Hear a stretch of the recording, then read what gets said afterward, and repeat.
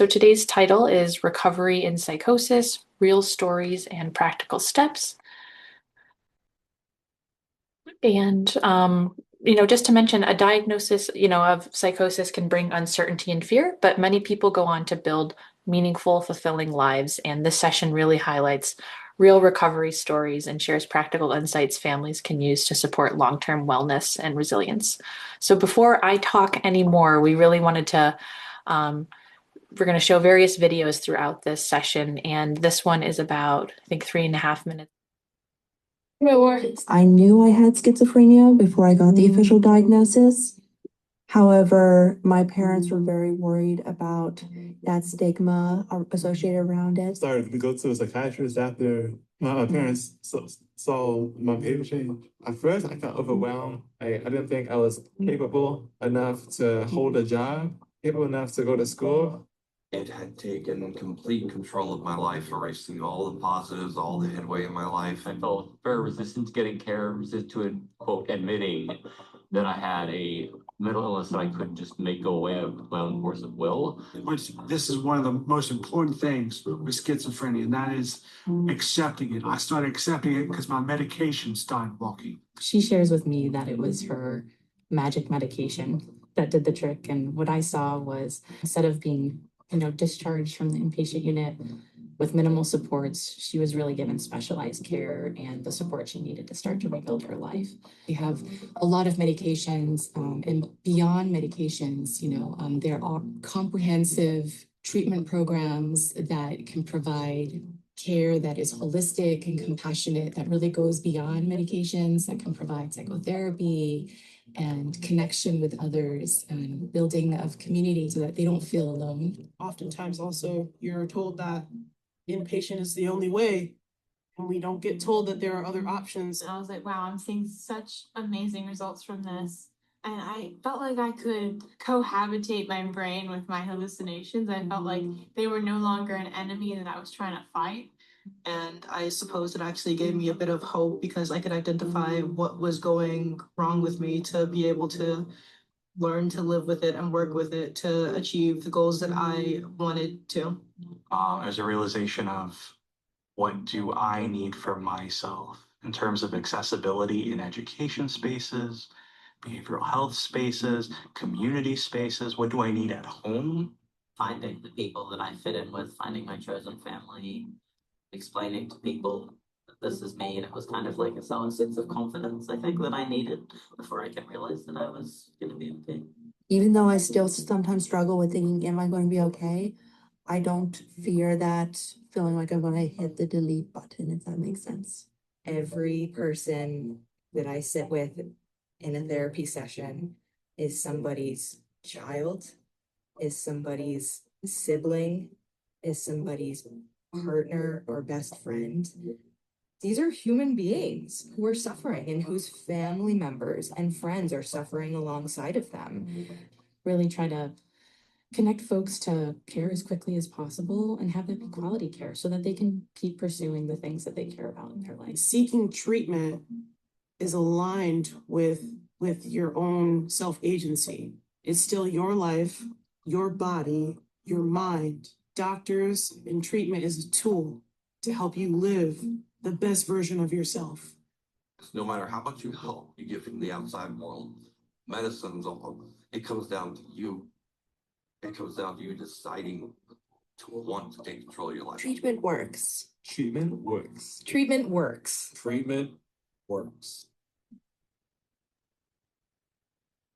Right. So that was a video that was put together at, and some of these videos were produced by our team along with Red Rock Branding at the Students with Psychosis conference that was held, I think, last year at Yale. And we had the opportunity to amplify the voices of a lot of individuals' lived experience and allow them to kind of tell their story and have a platform to share that. So that is what some of the clips will be coming from. Others are from different sources, which we cite. But we wanted to start with highlighting that one of, recovery can take many different paths, but the common theme is, with the right support, people are able to move forward meaningfully in their lives. So now to talk about briefly what we're going to be covering today. We're going to continue interspersing real recovery stories centering lived experience through these video clips and perspectives from individuals and families. And while we don't have a co-presenter with lived experience today, these voices are interwoven throughout the session. We're also going to cover what recovery means and how it can be different for everyone, how to support a loved one's recovery over time, thinking about planning ahead, and then also list various resources for families to kind of learn more and hear more stories. So we do have another clip here that we're starting off with, and I'll introduce the idea. So this is Cecilia McGow, who's someone that I've feel very fortunate to have the pleasure of knowing personally, and she is an incredible person. She is an astronomer. She is the founder of Students with Psychosis, a national nonprofit organization. It's actually international now, supporting college students living with psychosis. She was diagnosed with schizophrenia as a young person and has spoken very openly about her experiences navigating symptoms, stigma, and recovery. And we're just giving you kind of a little clip. She's got a lot of wonderful interviews and talks out there that we hope you'll check out. But this one's really kind of focused on how she understands herself beyond the diagnosis and how she helps to encourage others to do the same. I partnered with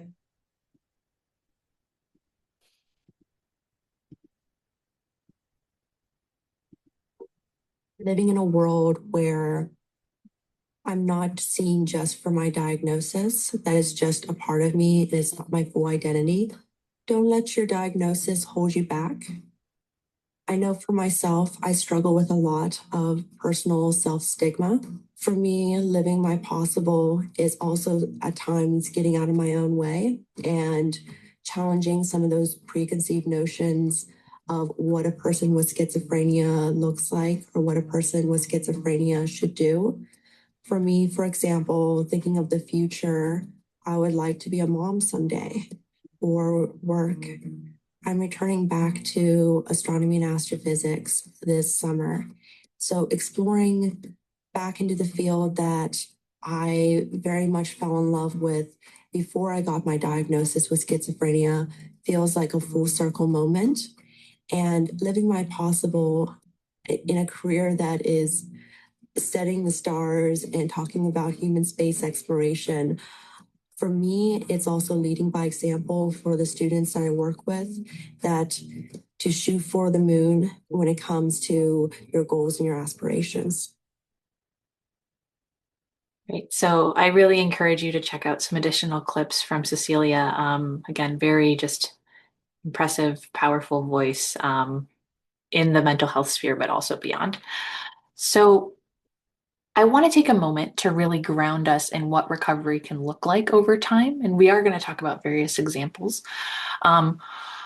This is probably the most kind of scientific slide in the deck, and the rest we really are trying to focus on voices of lived experience. But what you'll see here, the main points are recovery is not a straight upward line, right? Instead, it moves through different phases over time, from early changes, kind of in adolescence, then to often an acute or first episode, and then into recovery in more stable periods.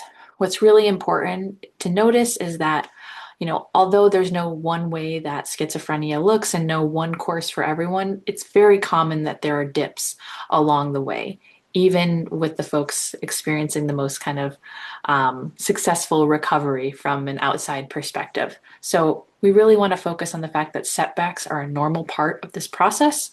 In fact, 55% of people will experience a return of symptoms within the first 2 years and 70% within the first 5 years since their onset of symptoms.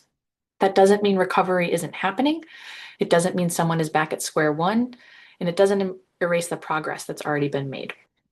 So I do want to bring in some research here of what we know from long-term studies that follow people. Tend to show that folks follow a few different recovery trajectories.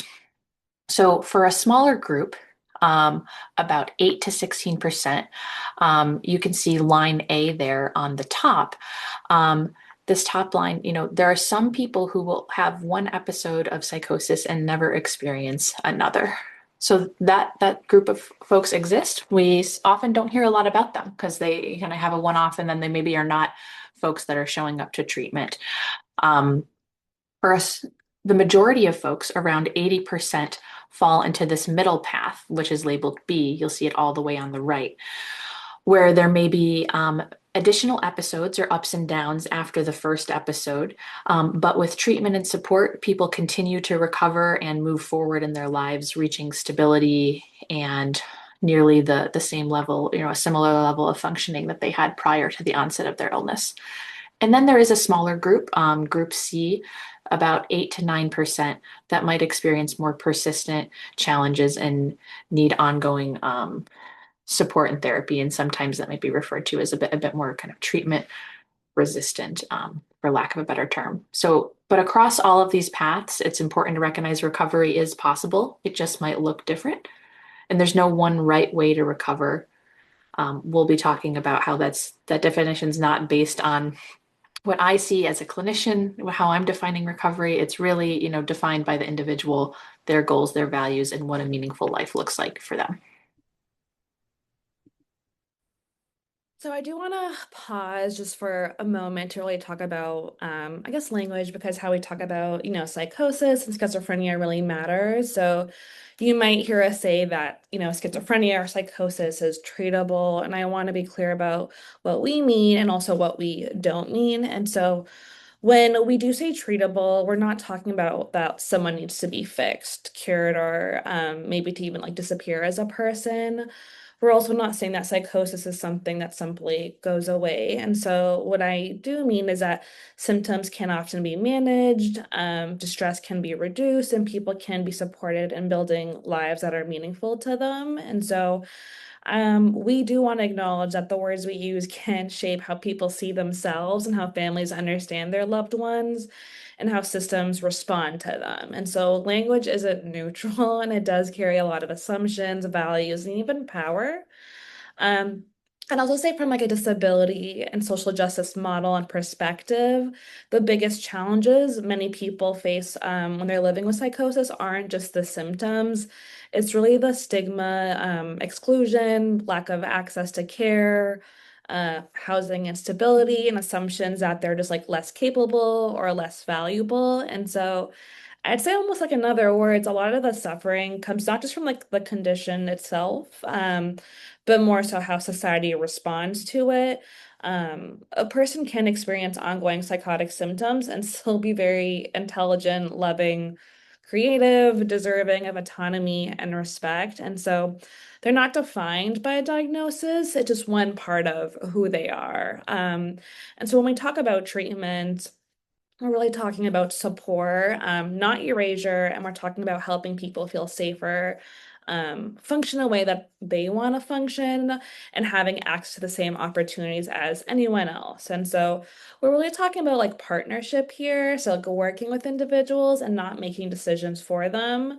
Again, I want to reiterate, as we have been in the last couple of workshops, that recovery doesn't always mean symptom-free. It just means kind of living a full life with or without ongoing symptoms and being treated with dignity along the way. Thank you, Aisha.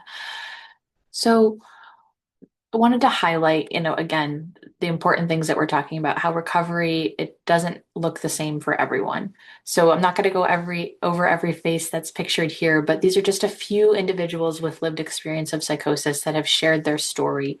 And you can already see the range in what recovery looks like, even just kind of based on some of the other labels or the other things that are prominent for these folks, although they're have many things going on in their lives. So some people go on to have very visible forms of, quote, success, careers, advocacy, leadership. That's often what we see highlighted, right? But recovery can look so different, for people. And we're just going to keep emphasizing that it's kind of what's meaningful for that individual.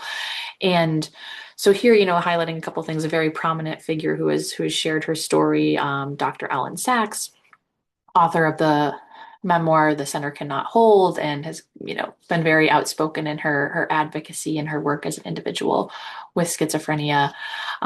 Various other folks, of course, we're continuing to highlight Cecilia. We'll share a little bit of story from Brandon Staglin. Emeka Chima is the current co-president of Students with Psychosis. Pat Deegan is a real kind of fixture and early outspoken voice in the recovery movement. Vesper Moore, another kind of young student activist, entrepreneur that we had the opportunity to meet with. And, another story like Jules Silverman, who we have some great clips of that we're not going to show today, but Jules is someone who shared her story that, she's currently a student at Columbia and she's been very outspoken about still continuing to hear voices and have kind of visual hallucinations on a daily basis, including while she's sitting in a lecture hall taking notes or taking an exam. And she talks about how she's able to just kind of acknowledge it, move on, and move forward with her life, and that doesn't have to limit her. And so for her, a lot of different ways that, again, recovery can look doesn't always mean complete remission of symptoms.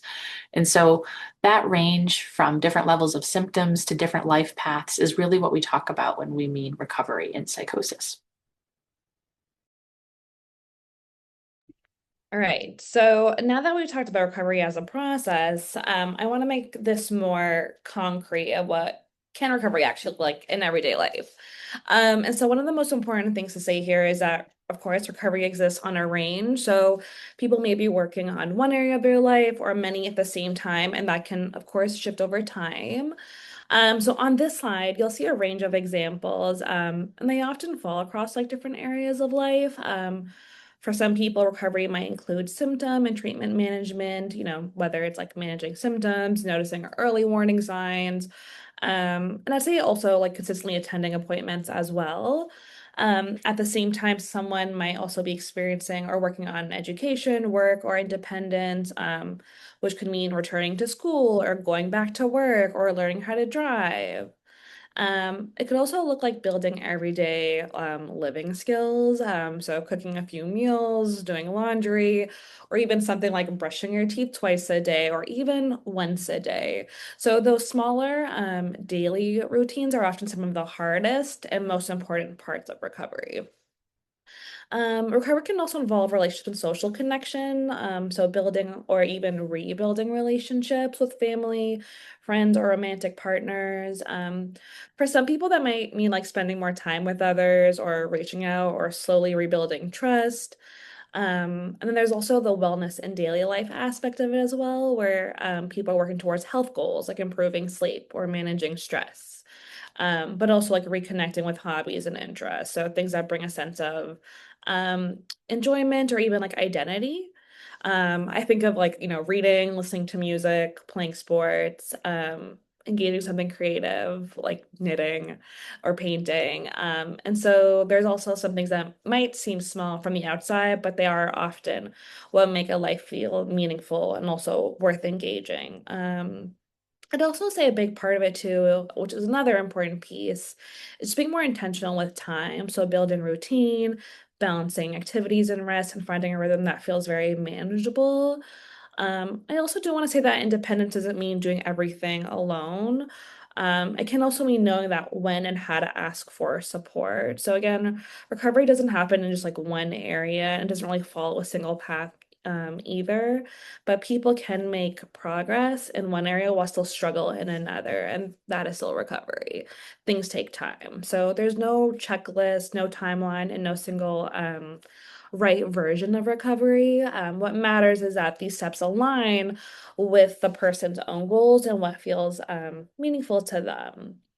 I also do really want to acknowledge something that can happen very frequently is that we sometimes will connect with others who are living with psychosis or have cared for someone who is, and that can feel incredibly, incredibly validating. At the exact same time, it can be very, very easy to start comparing recovery, progress, timelines, or milestones.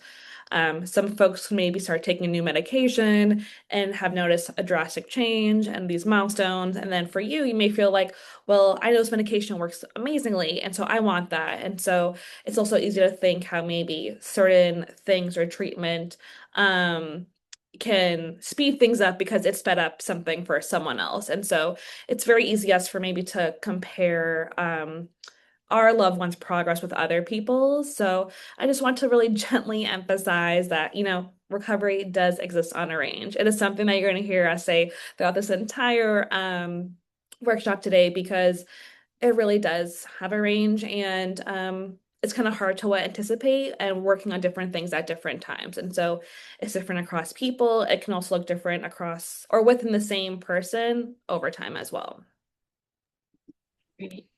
Thank you, Aisha. And so before we move on to this clip, just to contextualize it, this clip's going to kind of put a voice to some of that setbacks are often a part of the process. And we'll hear kind of what recovery actually looks like in someone's life. And so Brandon's going to share his story and his experience of having a second episode after initially recovering. And, from hearing and knowing some of the stories of many of those pictures that were on that earlier slide, I think, even Dr. Alan Sachs talks about it, Cecilia talks about it. All of them have talked about how they've had a return of symptoms, even recurrent hospitalizations over time, but then still kind of continued on their trajectory towards meaningful life and stability and success in their own right. So again, even these stories that we're highlighting, as Aisha mentioned, there's variability within the person, right? That some days this might look like, even if I'm going to end up going back to MIT for graduate school, which Brandon talks about, there are days when he probably had to kind of focus on those basic kind of activities of daily living to kind of first kind of get his feet back on the ground. So I will let us play again, just a short clip. There's much more of this story, but we wanted to highlight a small piece of it. I had a psych start to stabilize. The things that helped me recover from my first episode of schizophrenia, that episode included getting care early, starting on medication early, and getting psychiatric supervision early. This helped me start to stabilize while I still retained close relationships with my family and friends, as well as commitment to my life goals and a sense of insight into what I was experiencing. I knew that I was sick and I wanted to help myself get better. So I had a second episode about 6 years later when I had been working for an engineering company. I was actually became an astronautical engineer, building spacecraft, my life dream. And I got into graduate school. I was going to study engineering at MIT, and I had a terrible relapse because I went off the medication I was taking. And the reason I went off it is I knew I'd have to sleep less than the 9 hours per night that the side effects of the medication were making me sleep to succeed in graduate school. So terrible relapse, devastating, had to quit the job, not go to graduate school then, and go back in the hospital. My morale was shot, and I was very lonely and despondent for a couple of years thereafter until we cut Brandon's story off a little bit there, but I encourage you again to kind of listen to the full thing. But to kind of cut to it, Brandon went on to continue in his recovery journey and is now One Mind's co-founder and chief advocacy and engagement officer, and is a very outspoken advocate and kind of sharing his story, advancing treatments in mental health and destigmatizing schizophrenia. So we're gonna talk about the different sources of support. And so I guess to kind of maybe orient ourselves, we do want y'all to know that most people, I think it's about 70 to 80%, will use various aspects of treatment to support their recovery. And so when we talk about support and treatment for psychosis, especially in young adulthood, it is important to think just beyond like symptom reduction. Effective support focuses on the whole person, so like their goals, identity, relationships, safety, and sense of agency. And one of the most evidence-based approaches is coordinated specialty care, which brings together multiple types of support into one team-based model. And what you'll see on the slide are some of the key areas that are often included in this. And so, for example, we have psychoeducation, and this is a really important starting point. So this involves just like learning about psychosis, what symptoms can look like, how stress can play a role, and what recovery can look like over time. And so this isn't just for the individual experiencing psychosis, but also for families and support systems, because understanding does reduce fear, confusion, and stigma as well. Of course, we have therapy, and usually this is often CBT informed, but there are other treatment modalities as well. But this does focus on helping people make sense of their experiences, develop coping strategies, reducing stress, related to symptoms, stress, and emotions. And so it's not about challenging someone's reality in a confrontational way, but about building tools and increasing a sense of control. We also have medication, and so this can be a part of treatment. And so for some individuals, especially during our first episode, medication can help reduce the intensity of symptoms like hallucinations or delusions. At the same time, these decisions should be collaborative and responsive to the person's preference and experiences, including side effects. We also got to think about family and social support. And so this really involves educating and involving family members or other trusted supports in a way that feel both helpful and respectful. Those are two kind of important things. Support systems can play a key role in recovery when they feel informed, included, and empowered. We also have the case management and care coordination. And so this is kind of like behind the scenes support that helps people navigate systems. So things like healthcare, school, work, or housing. And so it can make a big difference in reducing like overwhelm and helping people stay engaged in care. So for example, I think about if you are a parent and your loved one is saying, hey, I want to go back to school. And you wouldn't even know what that would look like now, especially with accommodations. And if you have a case manager, that's someone that can kind of help with where to start, where to apply, what does the application process look like, or if it's like with housing, and you're unsure, having someone who's maybe more familiar with the healthcare system or systems generally to help you get acclimated to that and get those services. Of course, we have school and work support. So this could be accommodations, vocational support, or even a gradual return to school or employment, whether it's full-time, part-time, or even just like truly occasional hours throughout the week. And the goal is to meet people where they're at and support progress at a more manageable place. If you are doing 10 things all at once, that will feel so, so overwhelming. So sometimes it's really important to just like one thing at a time. We also want to pay attention to substance use support. And so this can include like harm reduction approaches or support in reducing use, especially given the impact substances can have on symptoms and recovery. We also know that sleep and stress support is another key area. So building routines, improving sleep hygiene, developing ways to manage stress, to really kind of combat any sleep disruption, and stress can simply impact symptoms. I think about if you're feeling super stressed and you're having a hard time sleeping, you're probably not going to have the greatest day the next day. So kind of thinking about that. We also have peer support, and so this involves connecting with others who have lived experience. And so for many people, this can be one of the most powerful forms of support, reducing isolation, offering a sense of understanding, and hope that's hard to replicate elsewhere. And so when we look at all of these together, the goal isn't just symptom reduction, as I mentioned, it's really supporting the whole person and building a life that feels meaningful and manageable for them. And so ultimately, recovery doesn't mean that symptoms must disappear entirely. It just really means supporting them in a way, again, that finds for them that is meaningful, and ensuring that they're having the access to care that they need, and having choice along the way.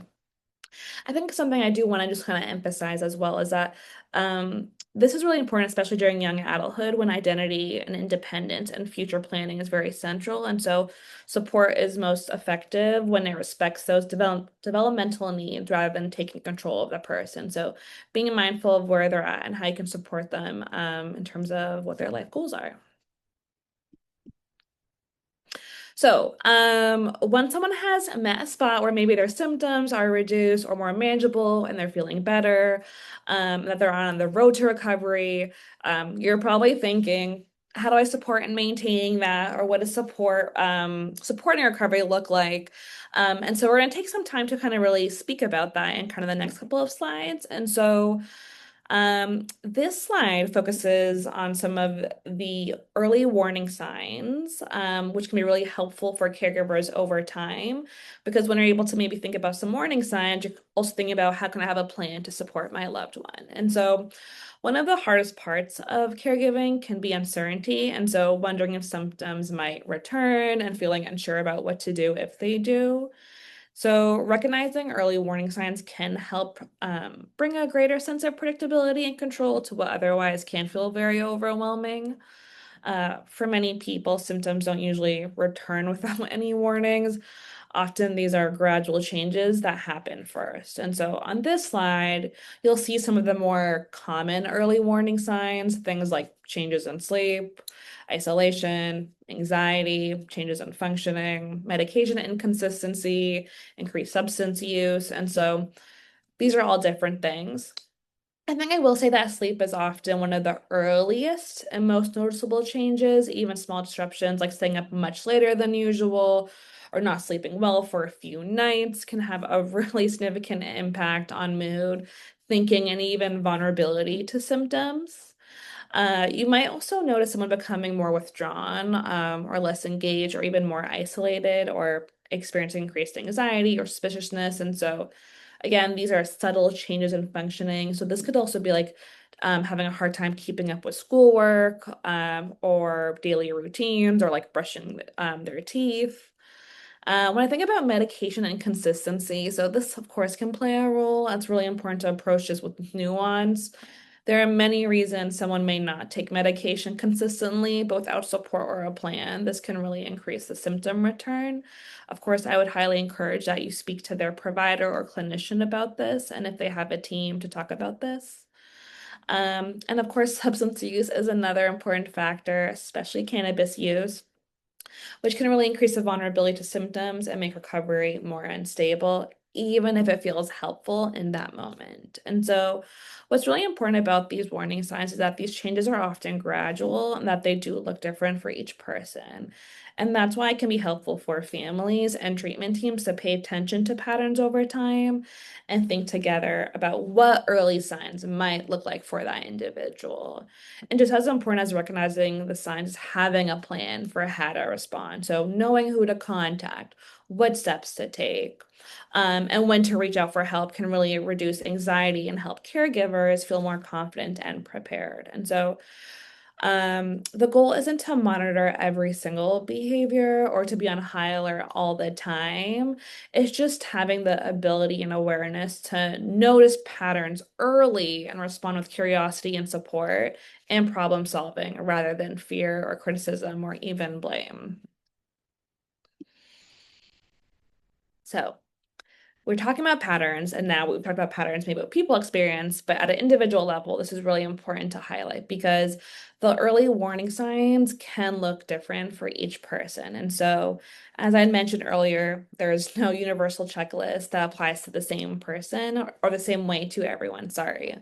What might be an early sign for one person may not be relevant for someone else. And so I'm going to show a list in the next two slides, and that the goal isn't to memorize a list of symptoms, and I would encourage you not to.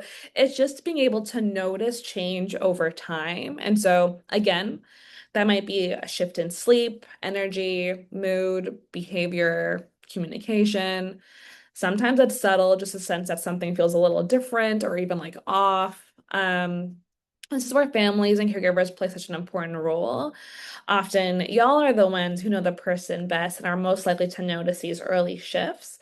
So sometimes even before a full relapse or crisis occurs. So that awareness is incredibly, incredibly valuable.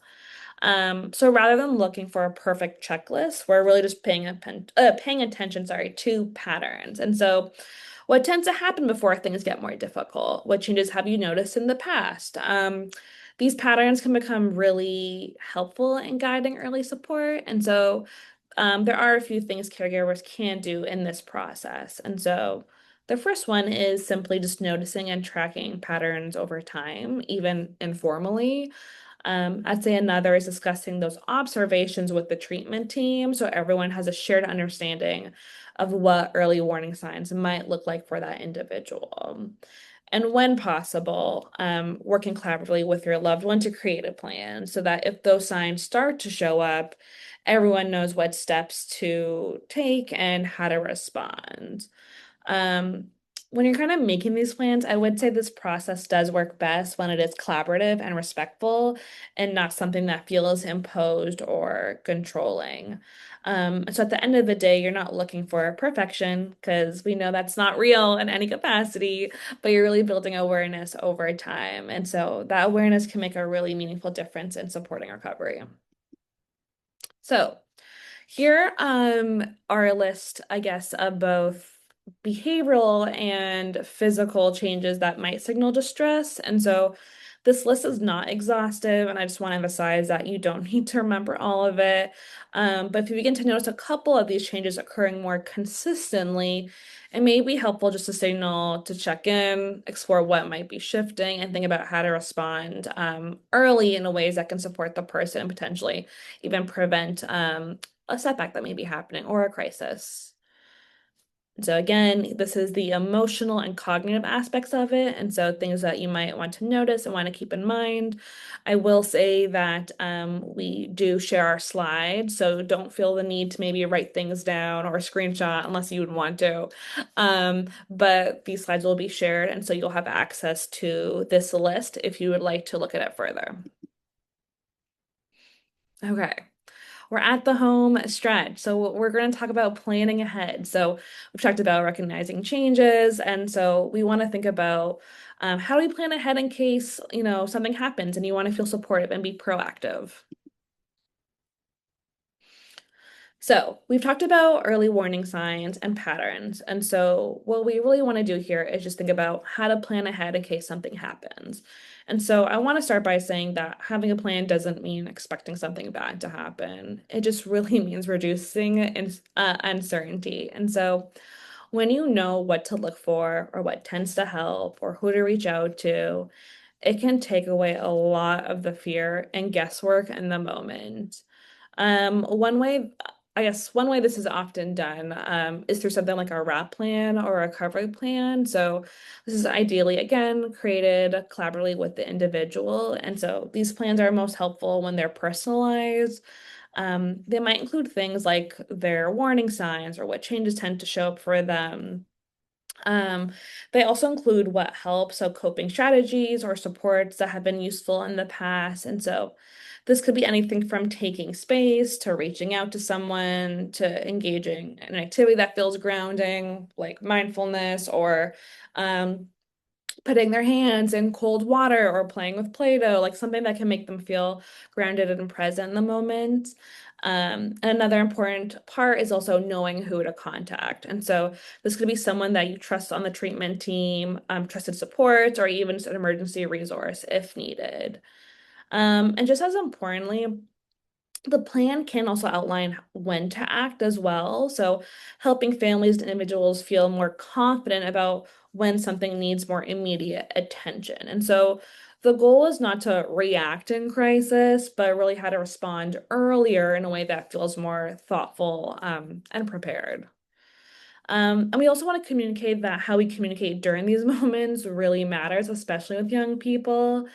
Approaching conversations with respect and collaboration and openness can really make a big difference in how support is received. And so having a plan in place can really create shared understanding so that everyone feels more prepared and more supported and just less alone in navigating challenges if they come up. And so this is something I'm going to show very briefly, just like an example of a relapse prevention plan. So what it may look like. Sometimes you can Google these things, but this is just really helpful if you're like, hey, we have a sheet on our fridge and it's a quick little cheat sheet, I'll say. I'm just like, something that may trigger me. What are my early warning signs when I know things aren't going well? If I have these warning signs, what can I do? Who are the phone numbers for my health professionals and who are they? Is it my psychiatrist, my therapist? Is it my social worker? And then if there's an emergency, what they will do. And so again, these are just different examples that can help y'all guide of like just how to go about supporting someone if there's any struggles or challenges. And yeah, you're just trying to prevent that. Okay, so just say something has happened And when this does happen, you're going to notice a lot of changes and you're going to think about what to do when these changes happen. And so the goal is not to panic. It's really to respond, I say calmly and very thoughtfully. These moments can feel very stressful about how we respond, can make a very, very meaningful difference. And so one of the most important things is to stay very calm and curious. Rather than jumping to conclusions or reacting out of fear, it can be helpful to approach the situation with openness. So, checking in, asking questions, and trying to understand what might be going on. Another key step is to reduce stress and demands. And so, if someone's already feeling overwhelmed, adding pressure, whether it's like school, work, or responsibilities, can make things much more difficult. Sometimes even just like scaling things back can help stabilize things. And so we kind of just want to think about, how can I support them? Where can I be tapped in? We also want to support sleep and routine. And so since sleep disruptions are often one of the earliest signs, and they can quickly impact how someone is feeling. So even encouraging a consistent routine in small ways with their sleep can also be very helpful. We also have medication consistency, and so being able to encourage that can also be very important. Of course, being able to approach it in a way that is very collaborative and respectful. I think if someone's yelling at me, telling me to take my medication, I'd be less likely to do it compared to if someone's like, "What's stopping you from taking your medication?" Asking in more curious ways that feels much more collaborative. The goal is not to, the goal is to support and not to force anything. And so, especially when the treatment team is involved. And so I just want to be mindful of that. You're just trying to help them make decisions and have them very informed. And so this kind of leads to another key step, which is just to reach out to the treatment team early. And so you don't have to wait until things escalate. I'd say early communication can help problem solve and adjust support before things become more serious.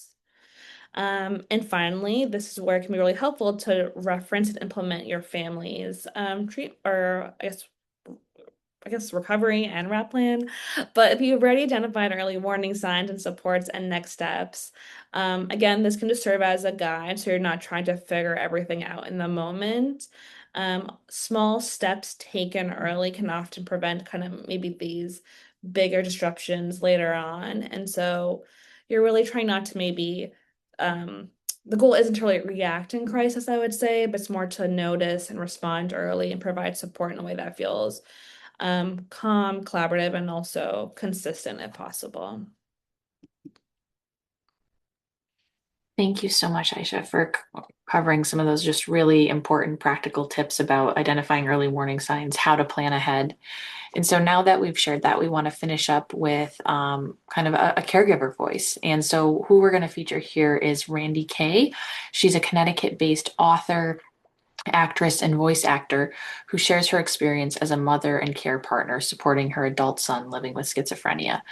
In this clip, she reflects on hope, resilience, and the meaning found in everyday moments. She's also the host of a podcast, Schizophrenia: Three Moms in the Trenches, which we can share a link to as well. But got a couple minutes here for this clip, and then we'll wrap up with some key points and sharing some resources with you all. I'm Randy Kay, and I'm a care partner and a mother of an adult son living with schizophrenia. Want to get to 43. Partnering with Bristol Myers Squibb on its Live Your Possible campaign. Know that we are three moms who are also advocates and also authors, and we have each written a book about our sons, and each of our sons has schizophrenia. My son is Ben. He is my oldest child. He's 43 years old. His name is not really Ben. When I was writing my book, he asked that I not use his real name, and he chose Ben. So the book is Ben Behind His Voices, one family's journey from the chaos of schizophrenia to hope. Ben is a gentle, bright, caring person. And around about the time of his teenage years, as many kids do, began to change. I knew nothing about schizophrenia. It's not in the baby books. And it came to the point where he dropped out of school, and I sent him to a troubled teen program where he did very well with the structure, but still wasn't quite himself. After a period of homelessness, when he ran away from the program when he was 18 and legally could, I started doing research and I started to suspect that he might have schizophrenia.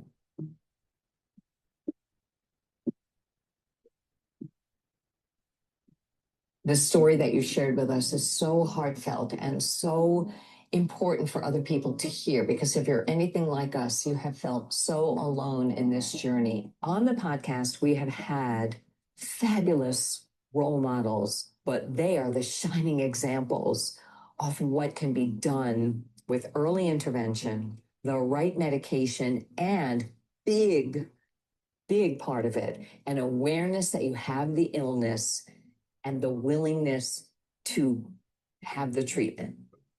So admiring of them and jealous, because I look at my son and I don't know if he'll ever be that.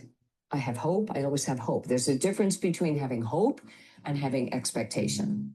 And I learned that ordinary is a miracle. Ordinary, a family dinner where he talks to us and isn't in his inner world. That's a miracle. Making a speech at his sister's wedding, a miracle. If you get ordinary back for even a day, it's a miracle. And as you can see, we're not completely out of the woods, my friends. My thing just stopped. Oh, sorry. You can actually let it go to 340. Sorry. Okay. Now, if you feel like you're not out of the woods yet, guess what? We're never out of the woods, but we do come to a clearing now and again. And my son and I are at a clearing right now. It's a good moment. We cannot let our responsibility as caregivers steal us of having joy in our lives with our loved one and without our loved one. So enjoy those clearings, make the most of them, notice them, appreciate them, and hang on to those memories and look forward to having some more good moments ahead. Here's what I think families need, caregivers need. All right. Thank you for sharing that. So yes, again, Randy is someone who shared her story and her son's story and how things have impacted her family, and just another example of recovery looks different. Randy really focuses on cherishing the ordinary moments, and again, that looks different for every family. So to finish up, we wanted to highlight some key takeaways. If there's one thing that we take away from today, it's that certainly recovery in schizophrenia and psychosis is possible, and with treatment, it's expected. It may not look the way that we anticipate, and it might not be linear, but people do move forward, often in very personally meaningful ways. And families play a really powerful role in that process. And so on the next slide, I just want to share with you a bunch of different resources and potential communities to connect with. This is not exhaustive, but we wanted to make these available to you. Certainly wanted to highlight Students with Psychosis for if you want to share with a loved one of yours or someone who might be a student experiencing psychosis. Even if you're a caregiver or a professional, it's a really wonderful organization to be aware of, to look up kind of the stories and the great work that they're doing. Additionally, on our Step Learning Collaborative YouTube site, we have 24 interviews. Some of them we showed today, but I really encourage you to check some of those out that show individuals with lived experience of psychosis, just at different points in the recovery with different stories. Of course, NAMI is a great resource for family members to connect with, to gain community and find others who might have similar experiences. Although, as Aisha mentioned, sometimes, right, even with similar and validation, there can be differences. Some additional organizations. There's also this project called the 99 Faces Project that's permanently on display at the Worcester Recovery Center in Mass. I saw it in person many years ago when I was a trainee up in Boston, and it shows how recovery looks different. So if you're ever up that way, it's really interesting to check out. It features 99 faces, all anonymous. 33 of them are individuals on the bipolar spectrum, 33 individuals on the schizophrenia spectrum and 33 caregivers or people who love them.